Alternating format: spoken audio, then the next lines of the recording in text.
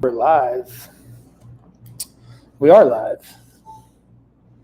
Oh, we are on this camera. Okay. Well, it definitely looks a lot better today, I will say, hopefully. Do you have it pulled up on your phone?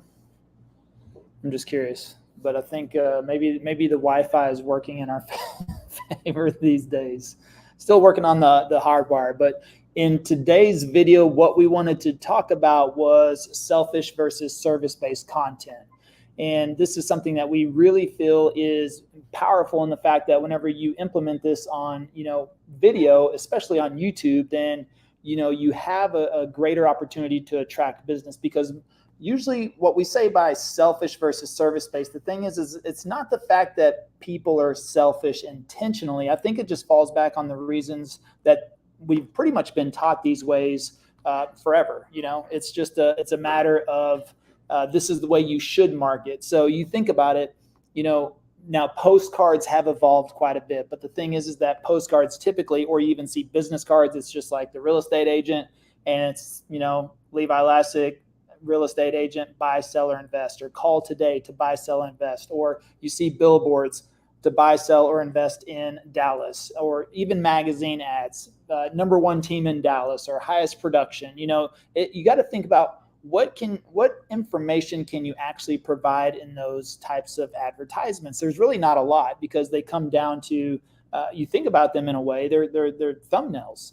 Whenever you think about it, billboards, magazine covers, magazine ads, postcards, all of that, you would think about it in a thumbnail. It's very hard to convey a message and provide a tremendous amount of value in a very small, printed version of something. On top of that, it's like when people are out meeting and greeting and networking, they're saying, "Oh, hi, my name's Levi. I'm a real estate agent. Are you thinking, are you thinking about buying or selling in the next 2, 3, 4, 5, 6 months?"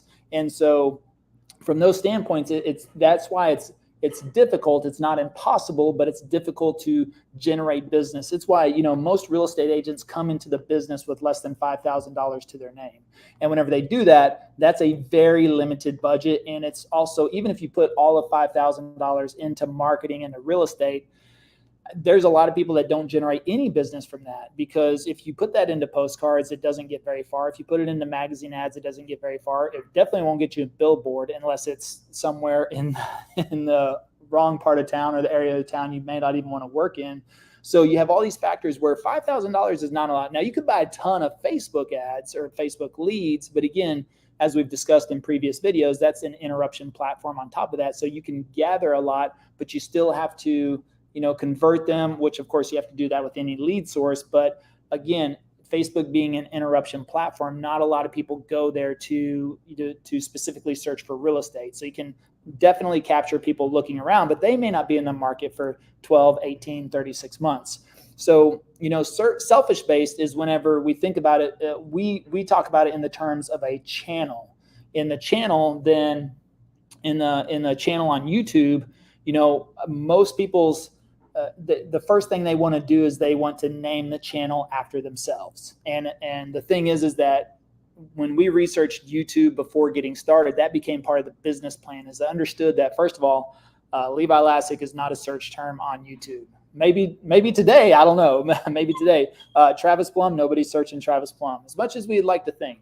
But that's where typically most people will fall, and they'll name their channel that way. Now, this also goes into why we've discussed about where most of the time listing videos will fail, because agents will post listing videos and the title will be 123 Main Street, Dallas, Texas. And the thing is that nobody's searching 123 Main. Nobody's specifically searching, addresses on YouTube. So that makes those videos extremely difficult to find. Now, we've talked about, we actually discussed that, especially in our course, about how to do listing videos the best way we've seen them and what's working well for us on top of that. And it has nothing to do with the address.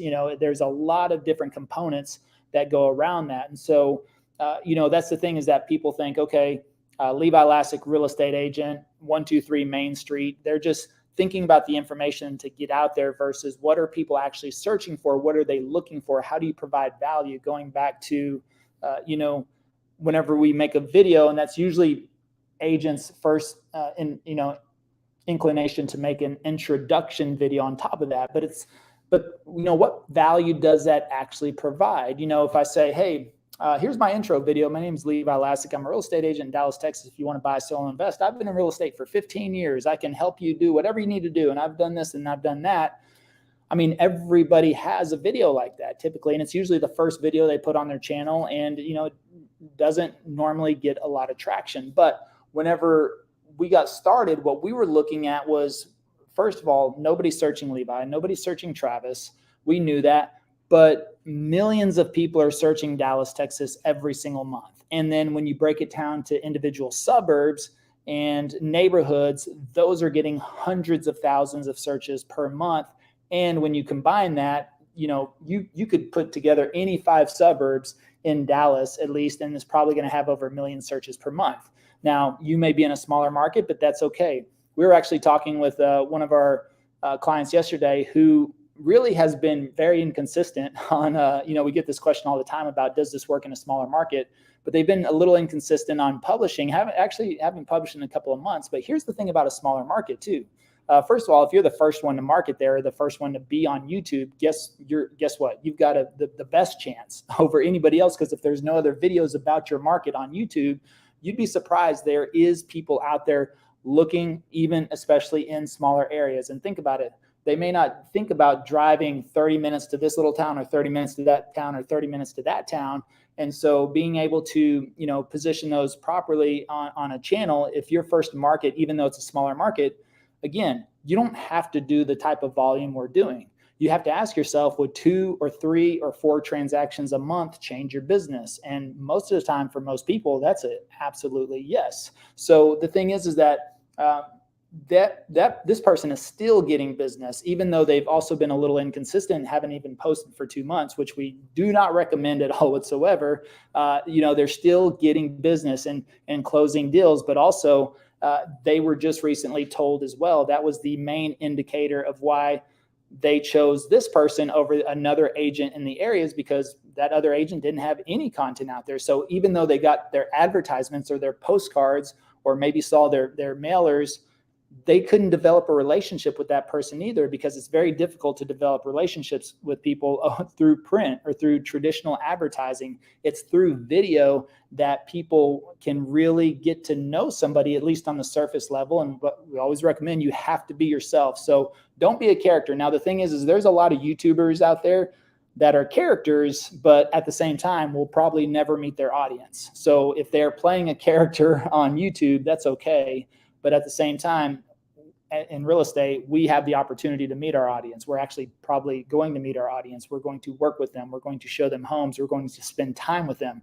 So you want to be who you are, but that is also the great thing about real estate, or YouTube as well, is that, I think it really, for most people that are self-conscious about being on video, I think that's the best thing you can do for yourself, whatever the case may be. And because people see you for exactly who you are. So if you are the purple-haired real estate agent, guess what? Whoever calls you already knows they're going to be working with the purple-haired real estate agent. But and I think where I find this the most is people with English as a second language. They're always a little concerned, or not always. I'll just say the people that I've spoken to that have a concern about that, about English being their second language, about properly, helping out clients, or they're concerned about whenever they meet them for their first time, or whenever they call them because somebody responded to an ad or something like that, that they're just a little concerned about that. But if you make videos, and people are going to know that, first of all, so whenever they call you, they know exactly what you sound like. They know that English is probably your second language, and you have a better opportunity, I believe, to capture both markets, which is the English market and whatever your native language is because most of the time people pick up that native language if they're from the same country that you are, or have the same accent that you have. And then they'll probably call you, speaking that language. And so you have an option now. If you speak in your first language, you're going to completely alienate, an English speaking, client. But if you speak in whatever English, and then they pick up that accent, they're going to pick that up. And of course, the people that call you, they want to do business with you. So all of that is really irrelevant. And so that's a great opportunity to do that. So ultimately, whenever it comes down to selfish versus service, we always think about what is our viewer, our audience, our client, wherever they're at, what are they wanting to see, looking for, searching for, and the information that will be most helpful for them. Me just telling them that I'm a real estate agent, I don't feel it provides them a lot of value. Sending out a postcard. Now, I think postcards this day and age have gotten very creative, especially with QR codes and other types of things that you could put on there to attract. And clearly people could scan QR codes. They could, there's calls to actions. But traditional postcards back in the day was just a matter of, hitting people over the head over and over and over and over again. We got a good friend that says that one guy finally called him because he said, I could toilet paper my whole house, with, or wallpaper, not toilet paper. He could probably toilet paper the house too, but he could wallpaper his whole house with the amount of postcards he got from this person. So that was effective in the manner that they finally called because of those postcards. But what it comes down to is that when people are searching on YouTube, what I love about it the most is that we capture people in the research phase. And normally that's before they even decided to even hire a real estate agent. So whenever they consume multiple videos and you become their agent by default, that's the great thing about it is they will consume that content, develop the relationship with you on the surface. And then, once they reach out, it's game over at that point. They've already made that decision that they want to work with you. And so that's the amount of value. And we've captured this in video and audio and everything else. And we play these examples a lot for people. And it's really cool because they tell us all the time, we got a ton of value out of the videos. It was extremely helpful. You helped us understand. And here's the other great thing about it is people come to us with very narrow searches. So you think about most of the time people are concerned about helping somebody that wants to see every single neighborhood and suburb in Dallas. But when people call us, they're usually like, hey, we've got this narrowed down to Frisco and Plano and McKinney based on your videos. Or, hey, we really just want to be in McKinney. Or, hey, we just want to be in Prosper. And the videos help them do that, helps them eliminate other areas. And that saves you time as an agent, saves them time. And then whenever they come in, they're very dialed in on a suburb, a neighborhood, a specific area. And it makes that process a lot easier. So we got a special guest with us today. By the way, Travis, my man, what you doing? What you doing? Chilling? This is doing the show, man. Provide some value.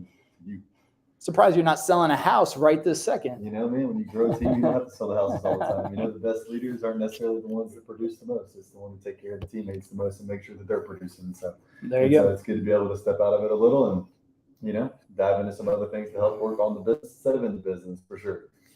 Cool. All right. So what are your thoughts on anything I missed there on selfish versus service-based marketing? I think I personally think, I've been in sales since 2010 and I've been in the car business where it's extremely hard to get business, like where you have to fist fight people for a $200 mini, you know what I'm saying? So I think that, so I am the whole time. I've been looking at it the whole time. So yeah, I think that in the car business, that's any sales job, it's a challenge to be able to get your clients, right? One of my favorite things about YouTube is the fact that since we have created all of our content around providing value to the community, when these people reach out to us, they love us, they know us, they are so grateful and thankful for us providing that information to them.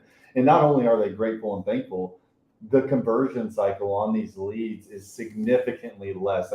We are converting, at about 43 days from the time the lead comes in to the time that we actually get them under contract is 43, 44 days. And a lot of times the only reason that is because people aren't coming in for 2 or 3 weeks or 4 weeks before they come in, but they are so ready and they're so in that buying process that when they come into town, they're ready to buy. 9 times out of 10, our clients are buying on the very, very first weekend that we actually, have them coming into town. Now, obviously, you have to make sure that you set those guidelines and expectations up front. But there's just so many things that I could say. YouTube is by far the most powerful platform in the entire world. I've done all sorts of advertising in Facebook, door knocking, and cold calling. I've done all that, in previous careers. And, I just think that being able to provide value, people appreciate that so much that they just want to do business with you, and the conversion cycle is so much less. So it just makes it so much easier to, sell more quicker, I believe. So. Yeah, absolutely. So let's see. And if you're watching online right now, then feel free. Hey, be sure to give us a like, a thumbs up, and drop some comments if you got any questions. That's the reason we're doing these is for everyone out there. If you want to keep this rolling, we do have a comment though. Look at Solid Ground Method. Says, hey, your new 3 and 4 modules are fantastic. Thanks for taking the time to update them. You're welcome. You're welcome. Yeah, happy to help there. So yeah, absolutely. So yeah, for those that have access to our course, we just did a complete update on everything. So got some new information in there, and a lot of good stuff. Updated, got a new look. You might have noticed. You'll see it here. So yeah, I think they look super sharp, and happy to provide that. So let's see here. What's up, Chrissy? I probably should have given you a warning before I popped you up in there. I think you're on mute though. Is that you are? Yeah, I was sharing links. I wasn't in the window for a second. Oh, gotcha. Well, I was going to ask you anything that's come up in the last week or so you've seen as far as people asking questions more frequently or wanting some clarity on. Yeah, I've had quite a few questions around research, and I know we talk about this a lot in the course, but maybe we could go into some of the research that we do in order to determine channel names and to determine titles for videos and things like that, because we've gotten quite a few questions around that recently. Yeah, so let me see. I mean, I think that's pretty simple for the fact that you just got to play around with it. I mean, this is something that we've talked about quite a bit. It's just search. You got to search for the right name. And when people ask us quite frequently, what should I name my channel? Just like Chrissy said. And the thing is, the true answer is I don't know. I have no idea what you should name your channel, because we don't like to guess on that sort of thing. And a living in channel does not mean that should be that for everybody around everywhere. That's not the case. And now that we work with people in the UK and Canada and New Zealand, it was pretty cool. I just got an email from New Zealand. So somebody reaching out there, they haven't made the brokerage there official yet, but they're working on it. And they said basically as soon as it goes live, cool. They want to work with us, which is super cool. So we're able to help people all around, but we have no idea what is relevant for your city, your state, your country, as far as what should a channel name be. But what it comes back to, you just have to do the search. And of course we go into that, which is very simple if you have something like TubeBuddy, that makes it extremely simple. Now you can go into Google Keyword Planner. That's a free software on Google, and do some search terms. I don't find it as thorough or as extensive as TubeBuddy. And the thing is that you're searching on Google. We want to know what's being searched on YouTube. And so if we know what's being searched on YouTube, that gives us a lot better chance. And what we've also shared is that what we found is that most of the suburbs and areas that we focus on here in Dallas get 6 to 10 times the search volume on YouTube than they do on Google, which tells us, people want to know what these suburbs, neighborhoods, areas look like, sound like, taste like, smell like. They want the full sense of what a video can provide to them. And so that's what they want to do. They want to search on there. So it doesn't matter. Living in, moving to, relocating, Dallas, Texas living, Dallas, Texas, there's a lot of different variations, and there could be different search terms that just pop up better. But what it comes down to as well, I've had multiple discussions with YouTube employees, which are always very insightful, because they will talk about the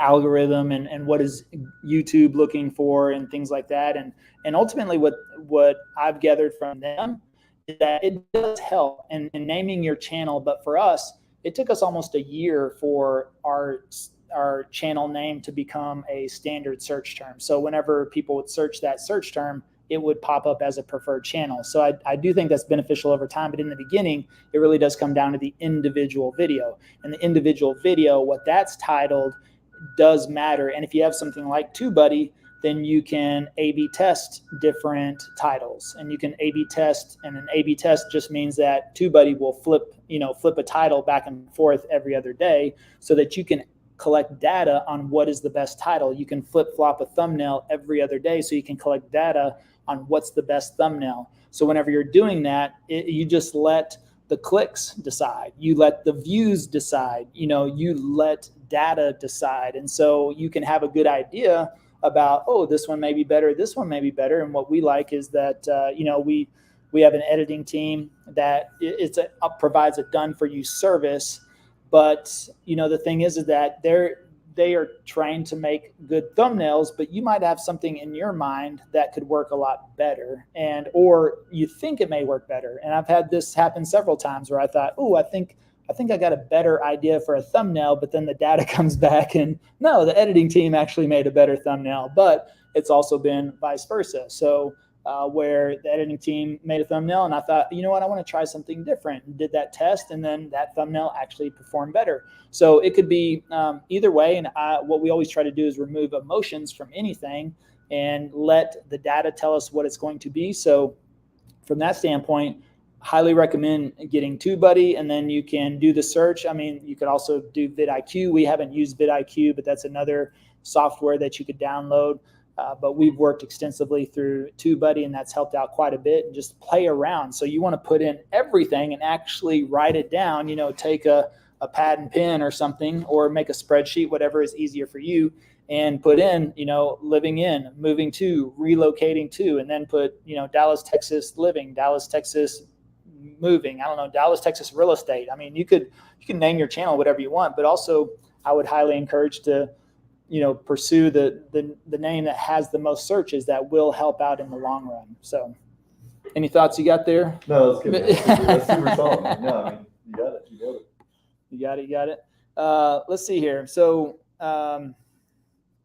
Chrissy, are you still, I don't know. I don't think I have you on screen. Were you still there the whole time? I'm here, but I wasn't on screen the whole time. I was in the background. So. I got you. Okay, cool. So let's see. Let me see. All right. If you've got any questions, throw them in the chat. I think we just threw the link. If you're in our Facebook group, we just threw the link on there to join the live stream. I see somebody in the green room. We got Miss Allison. Are you there? I got to see. You got to pull the camera on if you're ready to come up. Oh, she's there. We know we can always count on Allison, right? So. Oh, I've got a load of questions. Of course. 1, 2, 3. All right. Oh yeah. All right. Here, this should cover us for the next 30 minutes.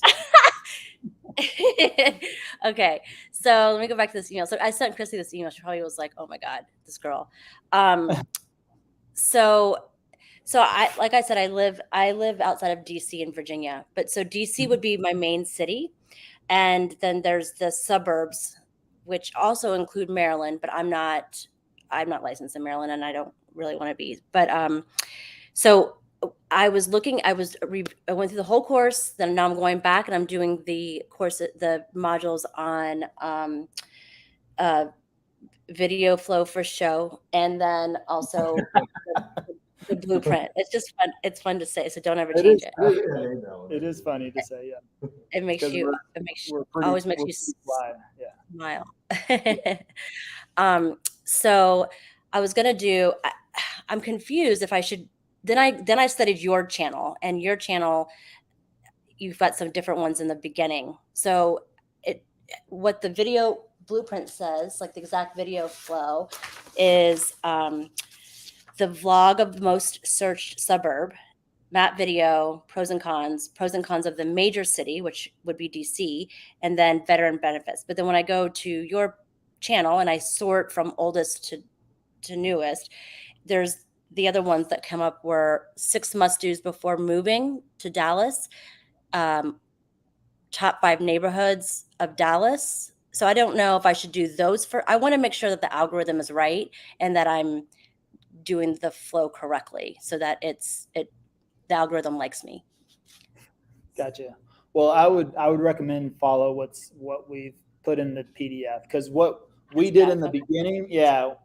Don't give away all of our trade secrets on YouTube though. It's no, I'm just so kidding. This is not just our group? Okay. No, I'm just kidding. Oh no, we're live on YouTube as well. Oh, hi. All of their billion followers. No, so I mean, I definitely what we've laid out on that we found is probably a better format to follow. So you think about if you go back to oldest to newest, you could copy exactly what we did. I mean, and we've mentioned that before. Anybody could go to our channel, see, you've got content for days. We've got over 200 videos on there now. So nobody should technically run out of content, right? But what we include on there, I think I'm a little bit, what we include on there is what we found has worked better, a better format. So just because with what we did in the beginning doesn't necessarily, and things change, just like whenever we do updates, it's constantly evolving, but ultimately when it comes down to it, you're not likely going to anger the algorithm as long as you produce consistent quality content. So, those things, you could take everything that we've laid out for you and flip flop them, put them in order. I mean, that's really the baseline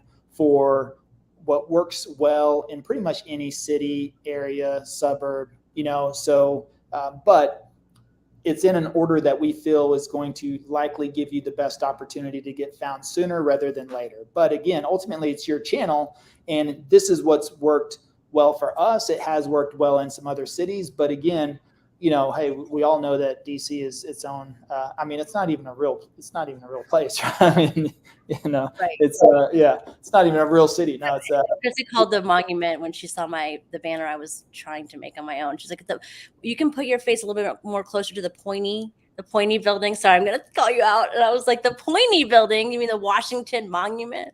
Yeah. I only went through for the first time a couple months ago. I mean, yeah. So, I mean, but ultimately the format that we're giving you there is to follow a flow. So what you also want to keep an eye on is if something starts to do better than something else, because even though you may start with a more searched suburb, your second or third most searched suburb may end up taking off. I don't know. Sometimes YouTube will pick up a video as well and just start promoting it. But, that for us, that took time. It took time for that to happen. And it took about 9 months before we had our first viral video, so it was. Viral. What's viral? Like how many people? I mean, what is viral is whenever a video just completely takes off and the views just spin out of control, So it's not like over 1,000. Non-baseline, basically. Yeah. Well, I mean, if you look at our channel, most real estate channels, real estate channels, unless you're, $1 million listing or something, or, Ryan Serhant has a viral video almost every time, right? But he has definitely had more videos that have gone viral, even according to his channel. So viral can either mean there's internet viral and then there's channel viral. So I think from what we talk about is channel viral. So for us, it took almost 9 to 10 months before one video hit 20,000 views in 30 days, which is a lot for a Dallas real estate video that is just made with an iPhone, right? Now recently this listing video we had 3 weeks ago has done way more than that. It's like almost 50,000 views in less than a month. And that we've never even seen growth even from that. Now we also had another video in November, and actually videos after that just, as soon as we published them, they started to take off.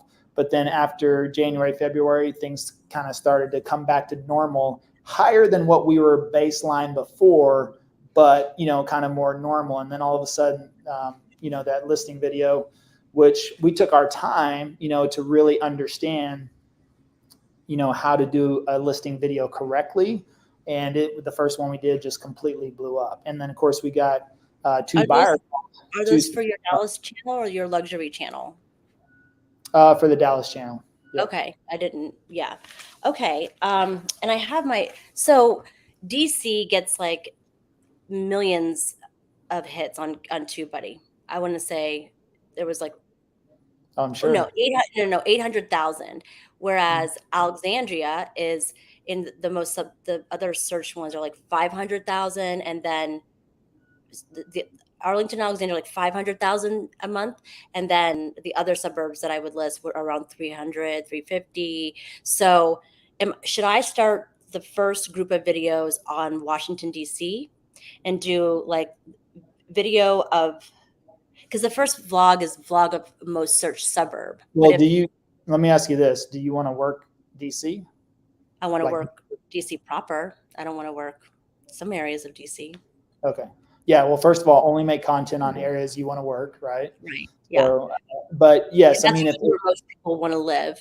yeah, I think DC's, clearly the search volume is there and it's probably going to be biggest draw. I mean, I naturally, being former military, I understand Alexandria, and other than that, I couldn't tell you another suburb probably of DC, right? But I do know it has like the 7 out of the 9 most expensive suburbs around in the U.S.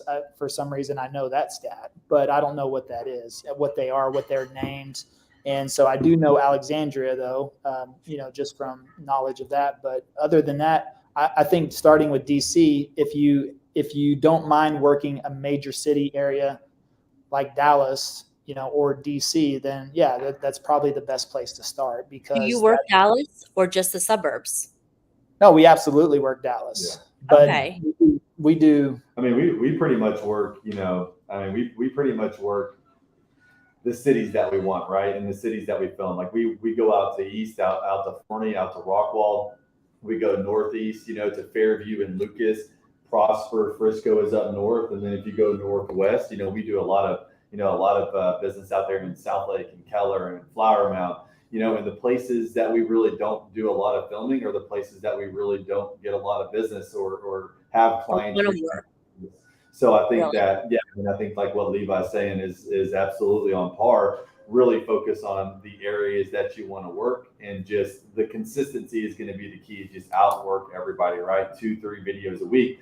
And then pick like your top 10 cities or suburbs or whatever it is that you want to work. And then do 5 videos around those top 10 areas that you want to work first, right? Your favorite areas.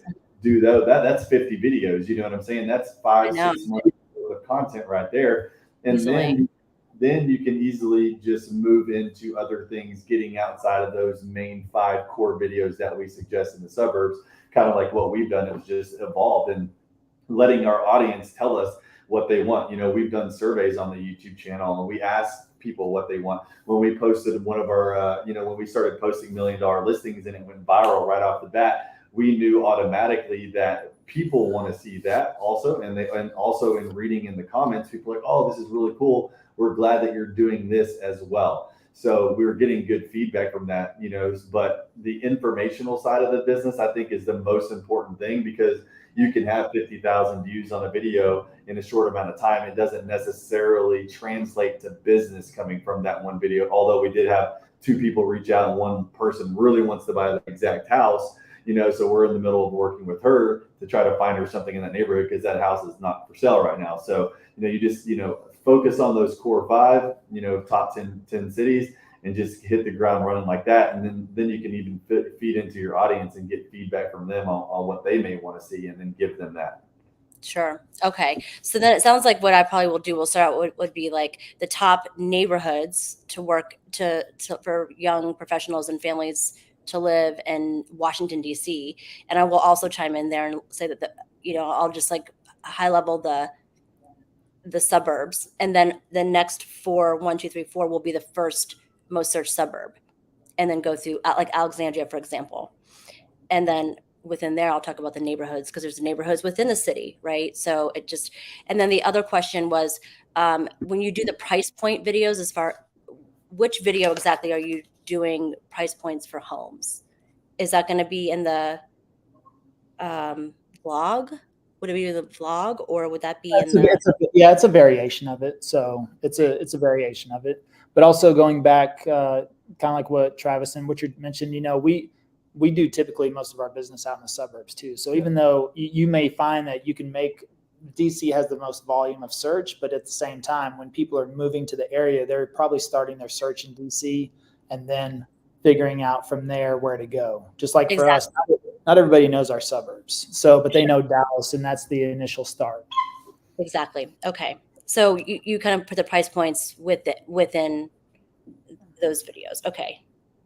Yeah. Maybe I can bring a little clarity to that. But yeah, if you're doing a vlog tour, then you would want to hit, if you want to work $300,000 to $500,000, make sure that you hit a neighborhood that has 300 to 500,000, right? And then you can go, 550 to 750, and then you can do another neighborhood that's 750 to $1 million. And that's one good video, right? That's going to easily make a 20 to 25-minute video. And I think that what was easy for me is like when Levi kind of broke it down, hey, Travis, like you don't have to do everything in one take. Like when like I can do vlogs like really easy one take. That was always easy for me. But what was challenging for me was doing like map videos. Or pros and cons was also kind of a challenge because there may be 10 pros and 7 cons, and I was really trying to focus on remembering like everything that I was wanting to say, but everything's just broken up, right? So you just spend time on your hook, make sure you get that hook right, then make sure that you perfect that intro like on your vlog tour, and then everything else can just be little 3 or 4 minute pieces. And then you give your final review of the market update or whatever it is that you're going to close up on that video, and boom, you easily have a 20-minute video. So I definitely wouldn't overcomplicate it. I think for me the most important thing was getting the hook and the intro perfect. You know what I'm saying? And then everything else just naturally flows. So when you're going and looking at a $350,000 to $500,000 neighborhood, and you have a couple different homes within that neighborhood, you're just looking around and kind of just pointing out what you see and how you feel and the individual properties, and then boom, you just go to the next one, 500 to 750 and 750 to $1 million, and then you close it out, and boom, you got a little video right there. And I think it makes it really easy to kind of split that up in my head. And I think so then because what I was thinking how to do the shooting just to make it most efficient instead of like running around and like having to remember something outside is just do a lot of the talking about the neighborhoods and what you can get for the price point and what they can find there, like restaurants or transportation, like in my home. And then I'll go out and take B-roll of what I was talking about. And then I'll look at the homes that are priced at those like maybe 3 different price points within whatever city I'm doing, and then just go take B-roll of me. I'll have to wear the same outfit, out in the neighborhood.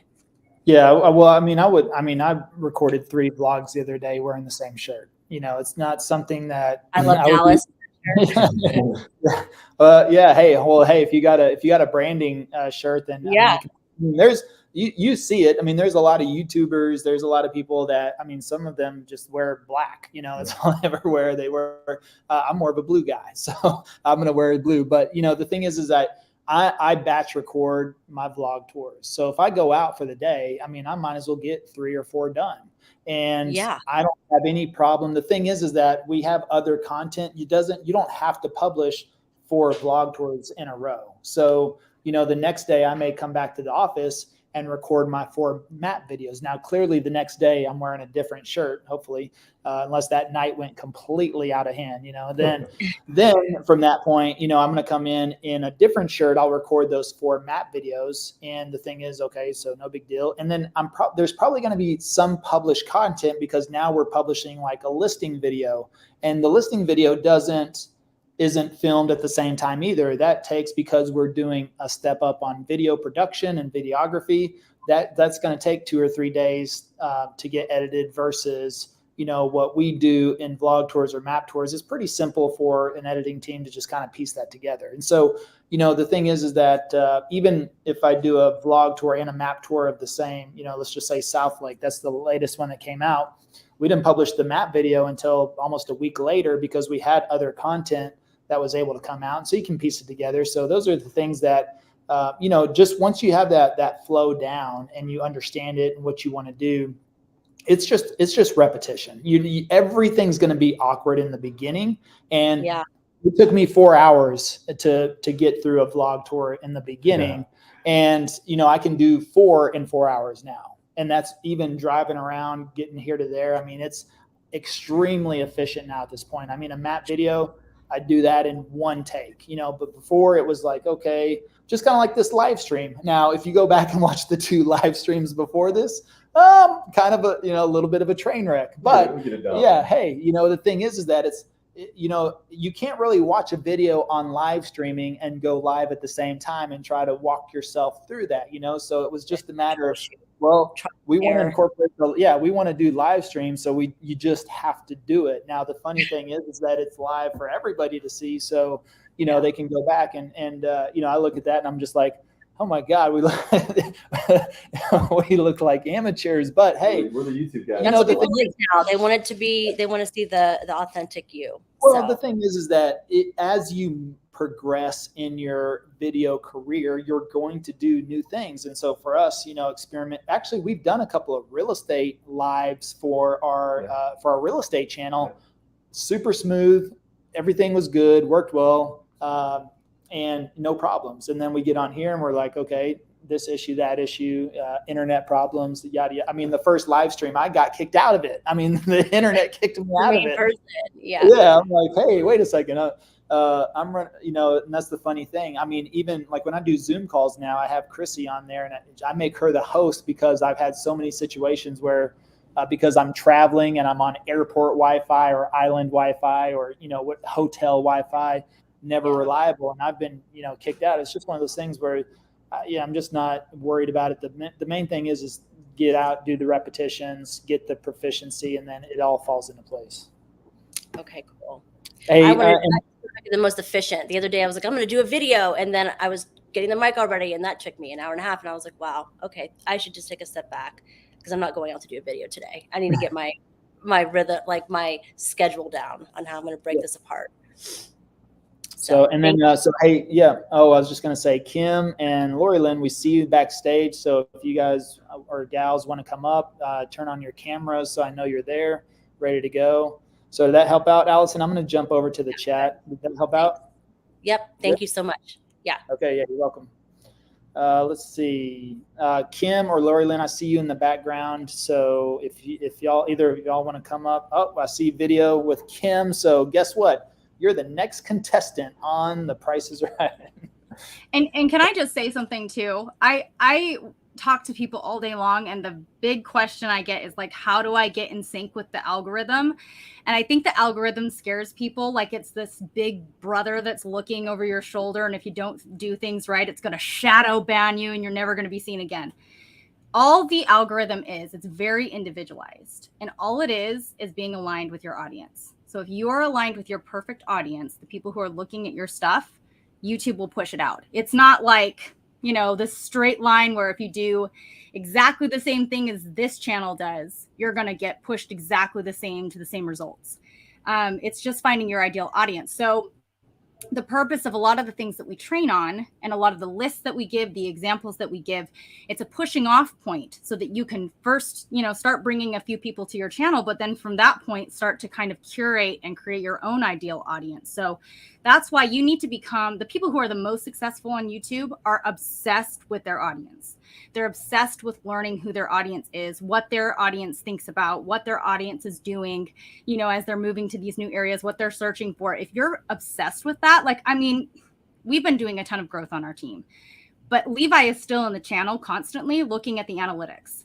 I can't think of a single day that he hasn't pointed something out on the channel that he's been looking in the back end on. And, there's just so much going on the channel that you could be, diving into your own analytics. If you are obsessed to that point, you're going to learn your audience so well that it's going to be effortless for you to create the videos that bring the audience in for you. So that's what I would say, rather than worrying so much about doing it perfectly or not messing up with the wrong video. I would say make as many mistakes as you can, make as much content as you can, find what works and become obsessed with that process, and you're going to be successful. Nothing can stop you at that point. Yeah. And I was about to say, our number one video, you go on our Dallas channel, it's the We Can't Stand Dallas with Travis and I.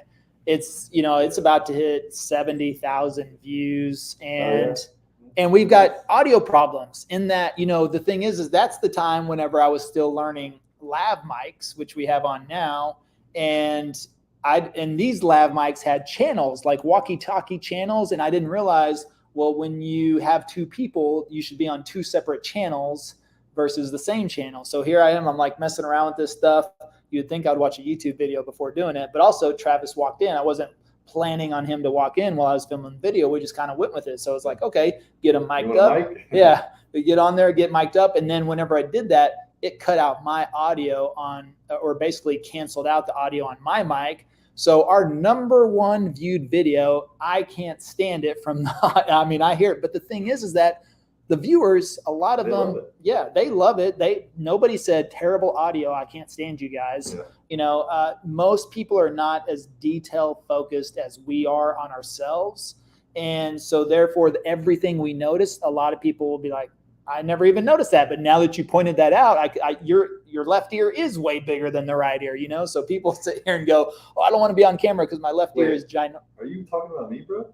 No, My my left left, ear's bigger. my left ear is My bigger. left ear's No, bigger. my left ear is bigger. All So right. now I'm just, All right. but the I thought thing you were is saying that, me over here. you know, most people don't know that until you point that out. So the thing is that if you don't address it and you just work to correct that issue later on, you know, then it's a matter of that. So Kim, I hope you're ready. I don't know. It looks like you're running around the house cleaning up. Are you ready? You sitting down? Are you ready to come? All right. I see some smiles. Let's see. I'm ready. All right. I'm ready. Oh, what's up? How are you? Where are you from? I am down here in Southwest Florida. So Okay. I am like Fort Myers, close to Naples, areas like that. Okay, cool. I am brand new. This is all new, and I'm not techie. Yeah, So I have no idea what I'm doing. So Uh, right now I'm at this point, I am so spastic with what I'm doing. Like I'm going and shooting a video of this and a video of this and a video of this. And I have to bring myself back in like, wait a minute, this is going crazy. Any suggestions for that right now? Yeah, hey, at least you're doing it. I mean, I think we're all spastic in the beginning, you know. Oh, It's thank just, God. yeah. Trust me, I was running around, you know, first doing vlog tours, thinking to myself sometimes, what am I doing? You know, this is silly, right? Or sometimes I don't talk about this because I cannot advocate for anybody doing what I do as far as like filming driving footage. You have to figure out the safest way for you to do that, which my recommendation would be getting a dashboard mount and something, you know, mounting your camera up there so you can capture some of that driving footage. Yeah. I'm a little bit more of a freestyler, but at the same time, sometimes I catch myself. I'm like, this is a little silly, but at the same time, this is one of the most watched parts of the videos. When I go back and look in analytics, there's a lot of spikes whenever we do driving footage. So, you know, the thing is that the more you do it, you get that process, just like we were talking about with Allison. It just becomes muscle memory, really, is what it comes down to. Okay. Yeah. If I may, I mean, can I ask you a question? Yes, sir, please. What's your calendar look like? Open, very open. So, I mean, I would highly suggest that you get very strict on your calendar. This is going to be a game changer for you. And as you get busier and busier and busier, you know, you're going to have to be more and more strict with your calendar. I mean, me and Levi's calendars, we both do very different things within the company, but we're both very packed out all day, every single day. And the only way that we can get things done effectively and efficiently and on time is because we're very strict with our calendar. So, you know, if you don't know where you're going, how are you going to get there? Right. So you need to understand and figure out what your goals are. Right. The first thing that I would say is batch record content. Right. Go out there and practice. Get a month's worth of content down and then get it edited. And then you can work on things, you know, kind of in between, but at least you can get ahead of the game. And you can, you just, the more you do it, you know, you're going to get better and better and better. Like now, I mean, like I was so embarrassed and like so silly, like I couldn't even get, you know, the first 30 seconds right when I first started. But now, you know, me and Alex went and did a luxury tour the other day and pretty much did it in one take, the whole thing, like no problem, ran through the whole thing. But that's because we've done it for a year now, you know what I'm saying? And right. has a lot more experience, but you know, you need to make sure that, you know where you're going and that you have that on your calendar. And I just think that that's going to be the best play for you. So that way you're not so, you know, all over the place. Like figure out where you're comfortable first. I don't know if you're using like our editing services right now, or if you're using your own editing, you know, services. But I would certainly get your content done and just batch record that. And that's a really good place to start. Then you can spend more time like in the course figuring out the next thing. But spend like a Sunday, and sit down and plan out your whole week. Like, when do you have your calls? Like, when are you doing your prospecting, right? You're going to have to prospect at the same time you're videoing. But, when you put that time on the calendar to go video, okay, I'm going to block off 4 hours on Friday to go video. Okay, cool. Now that's one step. What videos am I going to go shoot? And then put, 2 or 3 videos that you're going to go shoot on Friday, and nothing gets in the way. No clients, no family, no nothing. I got 2 little kids, and I got to, I have to be really strict with my calendar so that way I can spend quality time with them. And when I'm not with them, I can grind it out. So that's just my little 2 cents on, I think, helping, kind of get things under control for yourself. No, that sounds great. Thank you. Thank you.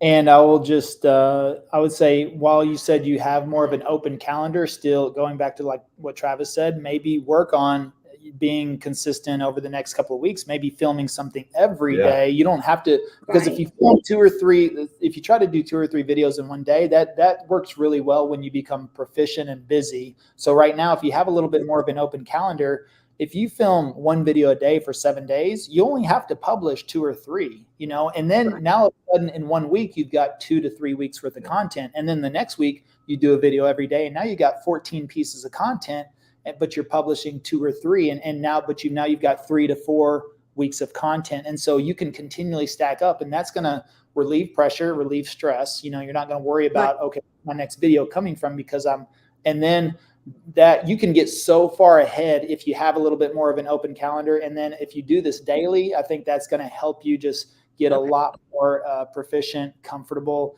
And then whenever clients start coming in, then you may end spending a day with the client. You can't film that day, but okay. So then do you film 2 videos the day before or 2 videos the day after? Or, are you now scheduled out and feel comfortable enough to where you want to do 3 or 4 in one day, and then knock that down to 1 day a week, or doing one day every other week. And then you start to just develop a schedule that adapts to you. And I've adapted my schedule or changed it several times based on, what's the best fit for me. So now it's just, you find that rhythm and flow.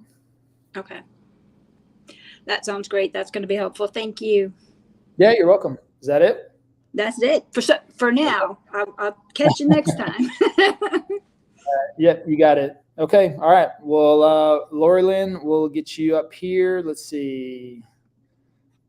Get Kim back in there. And here we go. What's up, Lori Lynn? How are you doing? I'm good. First of all, let me tell you guys, I am in the hardest area. I'm in Los Angeles. As you know, everybody's moving out of here. Mm-hmm. But I haven't given up hope. I have a very strong spiritual belief.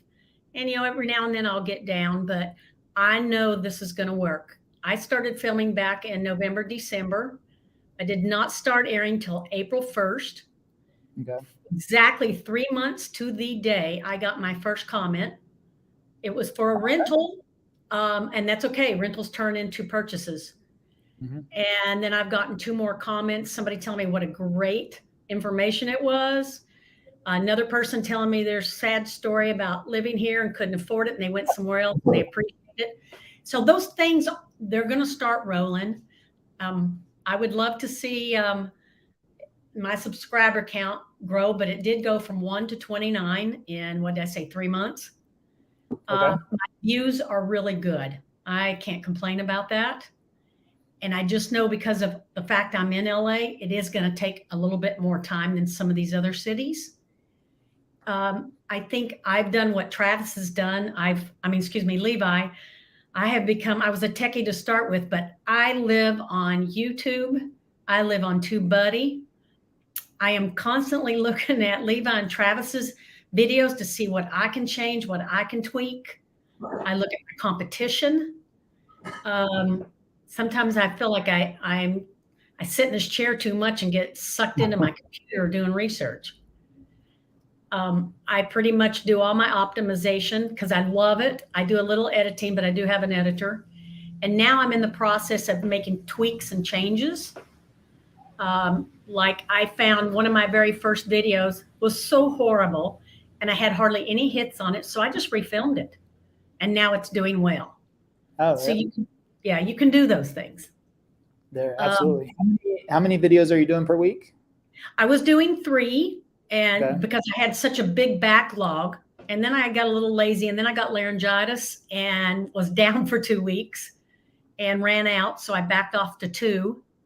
And now I'm going to shoot again tomorrow. And now I'm starting with, I've looked at my top 3 cities that are just killing it. And when I say killing it, I'm talking 100 views or more. For me, I think that's good. I'd like to have 1,000, but you've got to also look at where you live. And now I'm breaking it down to the neighborhoods. And I'm going to do each neighborhood individually. And then I'm going to make them one, probably 20-minute content, and then take each one of them and break them down into shorts. So at least I've got a little bit of both. Yeah. No, it's a great plan. And also think about, maybe even think about mentioning, you know, in the videos, hey, if you live in Los Angeles, because a lot of times, because like you said, if Los Angeles is not I mean, it's a huge market. It's one of the biggest markets, but at the same, if the thing with gathering the local business initially, it is more challenging in the beginning because most people don't go onto YouTube that live in their area to research their area, right? And so that's something that, you know, talk to local homeowners as well. So it's just simply as adding that language in, which, you know, hey, if you're thinking of moving to, or if you actually live here in, you know, are you watching my video, Levi?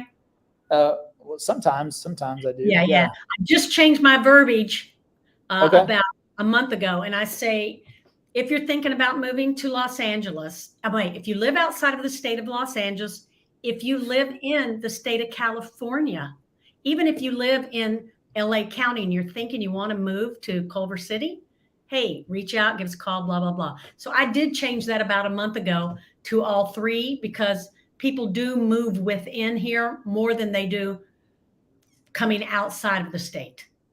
So I thought I need to start including people, all the people in California, and then the people here in the county. Yeah. Perfect. My views have gone up. It's just a matter, I'm here waiting, and I figure I better film as much as I can and get it in my bank so that when it does start hitting and gets busy, then at least I've got it in the bank there. Yeah, absolutely. Well, that's awesome. The only issue I'm having, and I love hearing everybody's stories. Of course, I get jealous. That's natural. But the only thing I have issues with is sometimes YouTube. I started out with, you know, how you put shorts and you put the hashtag mark after your shorts. And your playlist all show on your YouTube channel. Mine don't. You have to click playlist to get all the playlists. And I'm like, how do I get all that to show? And sometimes it won't put my shorts in shorts. Okay. Well, that's in, so a couple of things on that. Make sure that you go into the modules in building the channel. We talk about the playlist in there. So you do have to have them displayed if you want them to show up on your homepage. So there's a setting for that, number 1. And number 2, shorts, just make sure they have to be, we say less than 58 seconds, because 59 seconds could get tagged as a minute. If it does that, you'll see it. I mean, clearly it has to be vertical format. I think now it should pick it up. It used to, you used to have the hashtag in the title. That's not the case anymore. It's just if it's 58 seconds or less, the vertical format, it's going to get picked up as a short. I haven't heard of any, as long as those 2 parameters are being done, I haven't heard of anything outside of that, any reason that it wouldn't get published as a short. So just keep an eye on that. But then, yeah, definitely check out the adding the playlist to your homepage. Okay, I had never put the hashtag in until I read it last week. And I also, one of my playlist is, I call it LA Adventures, things to do in LA. So if I'm out doing something fun, I'll do a quick clip and it's part of my playlist. And I'd never put the hashtag in there and it went to my shorts. And then when I started putting the hashtag in there, it didn't. And I thought, I need to get rid of that. Plus YouTube does. I don't think the hashtag matters anymore. I don't think so either. YouTube does say they typically will add anywhere from 2 to 5 seconds more onto your video. So yeah, definitely make it way less than 1 minute. Okay, that's good to know about this. I couldn't figure that one out. And we've seen, the 15-second or less shorts, typically, those are the ones that will get spit out a lot, and they can gain a lot of views. So if you want to try to grab some traction that way, think about what interesting fact or thing you can throw out there in 15 seconds or less. So that's something too. I mean, that's just addition to. Now, what I would do is that when you're out in that neighborhood, think about it. Be like, okay, now you can clearly chop content from your long form content. So you make a 10-minute video. Clearly, you can make 10 1-minute videos as long as you have good starting and ending points. However, content that's creative natively for the specific use, which means if you want to post on Instagram, the best way is to film specifically for Instagram, or even TikTok. Right. Versus trying to film for TikTok and then publishing on Instagram. It still works, but still, I think now, so if you're out in a neighborhood shooting a vlog, once you do that clip, you do a 3 to 5 minute clip there, just stop and say, okay, how could I break that down into 3 little 1-minute segments, and then actually just film those on their own, even though it's repetition, that gives you, I think it just makes it a little bit more natural, but also it takes it out, and then you don't have to worry, especially if you're working on some of your editing yourself. You don't have to go back through and try to cut out every little thing. You could, if you did that 3 or 4 times, if you end up filming 3 or 4 clips in neighborhoods, you could walk away with 10 to 12 shorts, while you're out at the same day.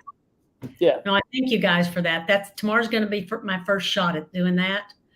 So I'm spending the whole day up there doing the neighborhoods, and I've taken anybody that's got like 80 plus views, and I'm seeing them grow. I'm taking those suburbs and going into those cities and breaking those neighborhoods down, because that's where I'm getting the traction.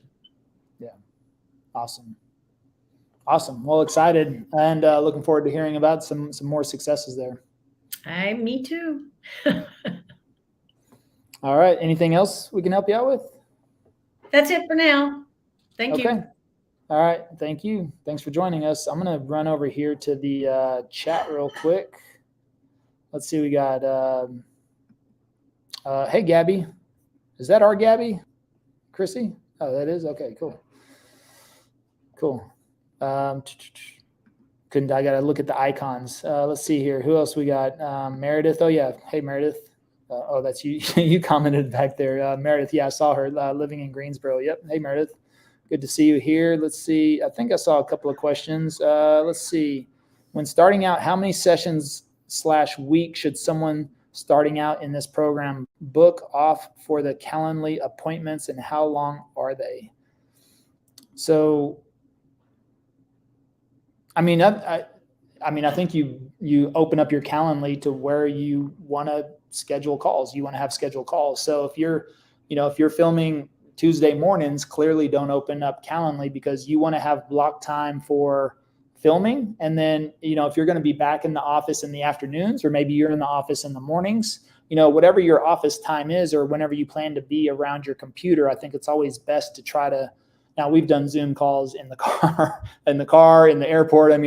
Just because sometimes schedules, mainly that's usually our fault for not properly blocking our calendar or something like that. So, you want to be very intentional about that, because ideally being in a nice, quiet, professional environment is going to make that Zoom call a lot smoother. But I would say we blocked off, 45 minutes, and that's the thing, is you don't want people to get too scared either. And you don't want to take up too much of your time. But I would say initially, I think now we probably cut everything down to 30 minutes at the max? Yeah, most of these phone calls shouldn't take more than 15 minutes. Ideally, if you get into the flow of everything, they already know who you are. If they're YouTube leads, they already know who you are. Most of the time for me, it's about a 15-minute call, maybe 30 minutes. I don't usually have calls that go over 30 minutes for sure. Yeah. So, just think about it, but I would give yourself more time in the beginning, because you'd rather have more time to work with than block off 20 or 30 minutes. And then all of a sudden, especially if you're a talker, are you a talker or are you not much of a talker? And then, sometimes you're going to get these clients, they're going to be talkers, because a lot of times they've watched you for 1, 2, 3, 4, 5 months. And so whenever they actually get you on there, they're going to be like, hey man, I love you. And then they're going to be like, remember that video you did 3 months ago and you were over here, and you're going, no, I can't even remember the video I shot last week. But Yeah. so they'll start pointing things out. So just, give yourself more time in the beginning, and if you end early, you end early. Right. And then once you get a better idea, but I would say probably 30, 45 minutes for the appointment time is really in a sweet spot. What's up, Marina? Your first day of joining the live. Hey, Marina. Awesome. Congratulations. What's up? Welcome. All right. So Allison came back. I knew we couldn't keep her away for too long. Oh, Meredith, good to see you here. I watched some of your videos. Okay, cool. Oh, I'm obsessed with you. Oh, all right. So Allison is fangirling on Meredith. Yes. Meredith has great videos. She does. She's really, really good. Really, really good. So there you go, Meredith. You got some fans. You got some fans out there. I think that's it. Did I miss anything, Chrissy? Nope, I think that was all the questions. Okay, cool. All right. Well, I'd say that was a successful live today. I got a couple of text messages from people, I guess, secretly watching, saying that picture looks good, sound looks good. I got 1,000,000% better. Yes, 1,000,000%. Hey, I'll take that all day long. And we're actually still on Wi-Fi. We still haven't even got the Ethernet cord to work here. So this has been pretty good Wi-Fi so far. So, all right. Well, hey, thank y'all for joining us today, and we will see you back here same time, same bat channel, right? And yeah, thanks for joining us. You too, Travis. Thanks for coming, man. I'll be here, man. I'll be All here. right. You know, I love this. Let's go. Bye, Chrissy. Talk to you in 5 minutes. Yep. Yeah. Probably. Yeah. Sounds good.